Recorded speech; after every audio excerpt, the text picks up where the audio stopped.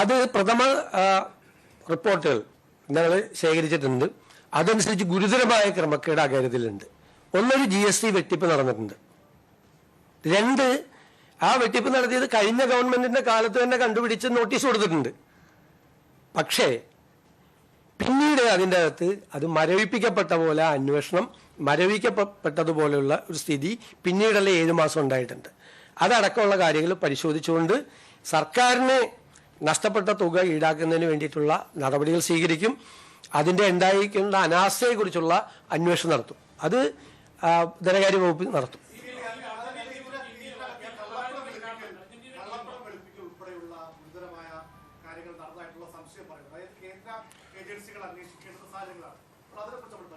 അത് നമ്മൾ എല്ലാ കാര്യങ്ങളും പരിശോധിച്ചിട്ടുള്ള ഉചിതമായ നടപടി സ്വീകരിക്കുക. കാര്യത്തിൽ ഗുരുതരമായ ആരോപണങ്ങളാണ് അതുമായി ബന്ധപ്പെട്ട് വന്നിട്ടുള്ളത്, ശ്രദ്ധയിൽപ്പെട്ടിട്ടുള്ളത്. അത് പരിശോധിച്ച് ഉചിതമായ നടപടികൾ സ്വീകരിക്കും.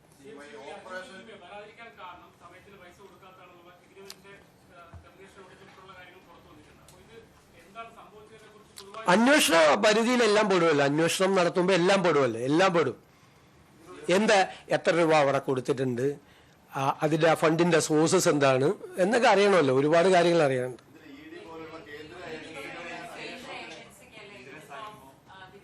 അല്ല, ഞങ്ങൾ പ്രാഥമികമായി സംസ്ഥാന ഗവൺമെന്റ് അന്വേഷിച്ച് അത് കേന്ദ്ര ഏജൻസികൾ അന്വേഷിക്കേണ്ട ആവശ്യമുണ്ട് എന്ന് നമുക്ക് തോന്നുമ്പോഴാണല്ലോ നമ്മൾ അങ്ങോട്ട് റെഫർ ചെയ്യണത്.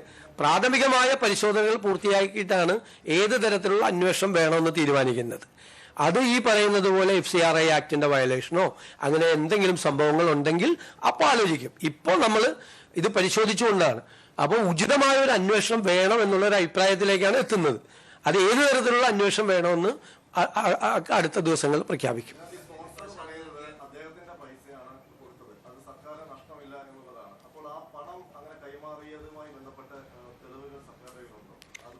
അല്ല, അതെല്ലാം നമ്മൾ പരിശോധിച്ചുകൊണ്ടിരിക്കുകയാണ്.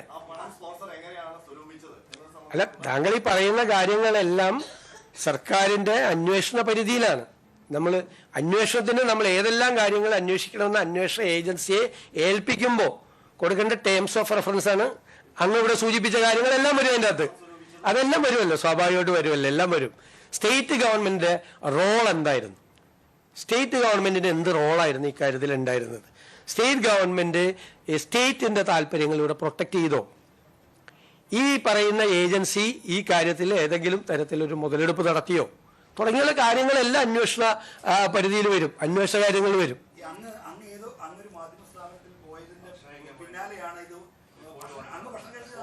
അത് ഞാൻ മനോരമയിൽ എന്തിനാണ് മലയാള മനോരമയിൽ നമ്മൾ ആദ്യമായിട്ടാണ് പോകുന്നത്.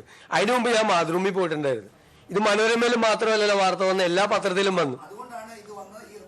അതും ഇതുമായിട്ട് ഇത് നേരത്തെ ഉള്ള കാര്യമല്ലേ, നേരത്തെ തന്നെ അന്തരീക്ഷത്തിലുള്ള കാര്യമല്ലേ, എല്ലാവർക്കും അറിയാമല്ലോ.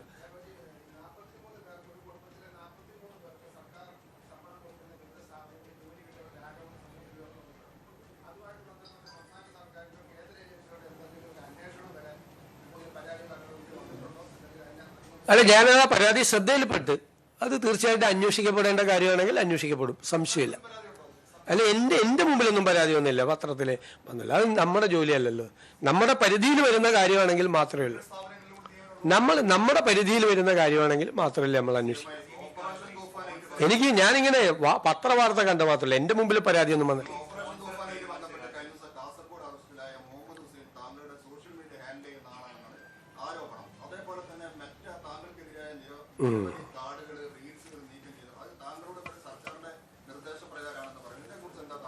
തീർച്ചയായിട്ടും പറയാനുണ്ട്, കുറേ കാര്യങ്ങൾ പറയാനുണ്ട്.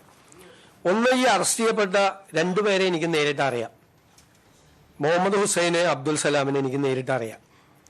അതിൽ മുഹമ്മദ് ഹുസൈൻ അവിടുത്തെ ഒരു യൂത്ത് കോൺഗ്രസ് പ്രവർത്തകനായിരുന്നു. ഞാൻ ആദ്യമായിട്ട് അദ്ദേഹത്തിനെ ഫോണിൽ വിളിക്കുന്നത് നവകേരള സദസ്സുമായിട്ട് അദ്ദേഹത്തിന് പെരുമ്പാവൂരിൽ കുറുപ്പമ്പടി MGM സ്കൂളിൻ്റെ മുമ്പിൽ വെച്ച് ക്രൂരമായ ലാത്തിച്ചാർജിൽ പരിക്കേറ്റ് അദ്ദേഹം കിടക്കുന്ന സമയത്താണ്. ഞാനന്ന് പരിക്കേറ്റല്ല, ആ നവകേരള സദസ്സ് നടക്കുമ്പോൾ എല്ലാ സ്ഥലത്തും ലാത്തിച്ചാർജും ആണ്.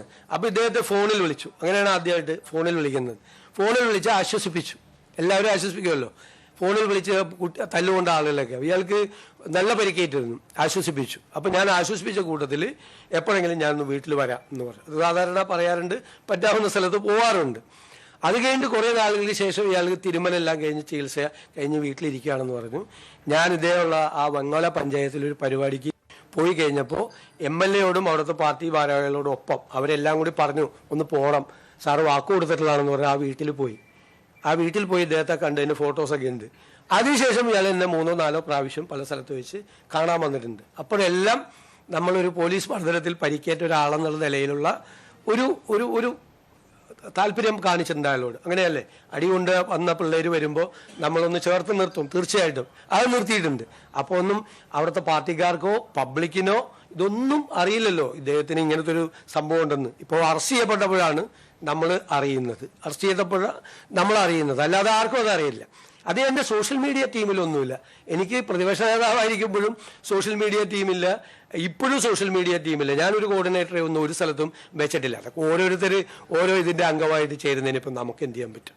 പിന്നെ രണ്ടാമത്തെ കാര്യം, മെറ്റ എന്ന് പറയണം, ഭയങ്കര സംഭവമാണ്. ഞാനൊരു ഭയങ്കര സംഭവം എന്ന് എനിക്ക് തോന്നുന്നുണ്ട് വാർത്തയൊക്കെ വായിച്ചിട്ട്. ഞാൻ എഴുതി കൊടുക്കുന്ന സാധനങ്ങളൊക്കെ മെറ്റ റിലീസ് ഓർഡറെ ക്യാൻസൽ ചെയ്യാന്ന് പറഞ്ഞാൽ ഞാൻ ആകെ മെറ്റയ്ക്ക് കൊടുത്തിരിക്കുന്നത് നമ്മൾ ഇത് വന്ന ഉടനെ തന്നെ CMO കേരളം എന്ന ഔദ്യോഗിക ഇൻസ്റ്റാഗ്രാം പേജിൽ ലഭ്യമാക്കി തന്നെ, നേരത്തെ ഉണ്ടായിരുന്നത് ലഭ്യമാക്കി തന്നെ എന്ന് പറഞ്ഞിട്ട് റിക്വസ്റ്റ് കൊടുത്തിട്ടുണ്ട് എൻ്റെ ഓഫീസിൽ നിന്ന്. 2 മാസമായിട്ട് ഇവർ ശരിയാക്കി തന്നിട്ടില്ല ഇതുവരെ.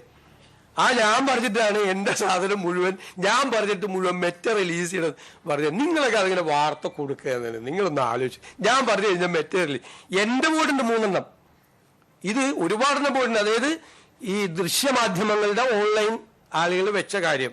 ഒന്ന്, ഞാൻ ഈ മത്സ്യത്തൊഴിലാളി മേഖലയിലുണ്ടായ വിഷയങ്ങളിൽ ഇടപെട്ടതിനെ അഭിനന്ദിച്ചുകൊണ്ട് തിരുവനന്തപുരം ആർച്ച് ബിഷപ്പ് കൊല്ലം രൂപതയുടെ 700-ാം വാർഷികത്തിൽ നടത്തിയ പ്രസംഗം പല നിങ്ങളുടെ ഓൺലൈൻ ചാനലുകളിലും വെച്ചു. അത് റിമൂവ് ചെയ്തു. അത് എന്നെ അഭിനന്ദിച്ചുകൊണ്ടായിരുന്നു. എൻ്റെ ഇടപെടലുകളും എന്നെ വിശ്വാസമുണ്ട് വളരെ ഇതാണെന്ന് പറഞ്ഞ് അദ്ദേഹം നടത്തിയ ഒരു പ്രസംഗം. ആ പ്രസംഗം ഓൺലൈൻ ചാനലുകളിൽ കൊടുത്തിട്ട് റിമൂവ് ചെയ്തിട്ടുണ്ട്.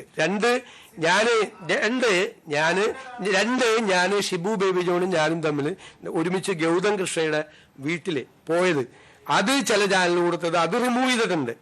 മൂന്നാമത്, KCBC മുഖ്യമന്ത്രിക്ക് ഒരു പരോക്ഷ പിന്തുണയുമായി ദുരിതാശ്വാസ പ്രവർത്തനങ്ങളിൽ ആരും രാഷ്ട്രീയം പറയരുത് എന്ന് പറഞ്ഞ് വെച്ച എൻ്റെ കൂടി ഫോട്ടോ വെച്ചുകൊണ്ട് പോസ്റ്റ് ചെയ്ത ഈ സോഷ്യൽ മീഡിയ ദൃശ്യമാധ്യമങ്ങൾ സോഷ്യൽ മീഡിയയുടെ എല്ലാ റിലീസും ഇപ്പോൾ തെലങ്കാന മുഖ്യമന്ത്രിയുടെ ഇത് ചെയ്തിട്ടുണ്ട്, ആസാം മുഖ്യമന്ത്രി, ഞങ്ങളുടെ ഹിമാചൽ മുഖ്യമന്ത്രിയുടെ ചെയ്തിട്ടുണ്ട്. അത് എന്താണ് മെറ്റ ചെയ്യുന്നതെന്ന് അറിയില്ല. ചാനലുകളുടെ പേരിൽ കൊടുത്തിരിക്കുന്ന കാര്യങ്ങൾ എനിക്കത് തിരിച്ച് വരുന്നതിൽ സന്തോഷമുള്ളൂ. കാരണം അങ്ങനെ ചെയ്യാൻ പാടില്ലല്ലോ, നാളെ എൻ്റെയും പോകില്ലേ. അല്ലാതെ ഞാനോ എൻ്റെ ഓഫീസോ പറഞ്ഞിട്ട് മെറ്റ നിങ്ങളൊക്കെ കൊടുക്കുന്ന ഓൺലൈൻ ചാനലിൽ കൊടുക്കുന്ന സാധനം റിമൂവ് ചെയ്യോ?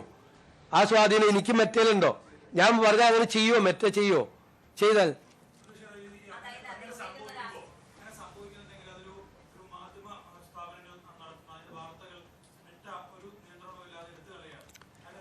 അതിന് നമുക്ക് ഇടപെടണം. നിങ്ങളും ഇടപെടണം. നിങ്ങൾ അതിൻ്റെ അകത്ത് പരാതികൾ കൊടുക്കണം. അതിൻ്റെ കൂടെ സർക്കാർ നിൽക്കും, ഒരു സംശയ കാര്യത്തിലില്ല. സർക്കാർ നിൽക്കും, ആ കൂടെ നിൽക്കും, സർക്കാർ കൂടി നിൽക്കും, ഒരു സംശയവും ആ കാര്യത്തിലില്ല.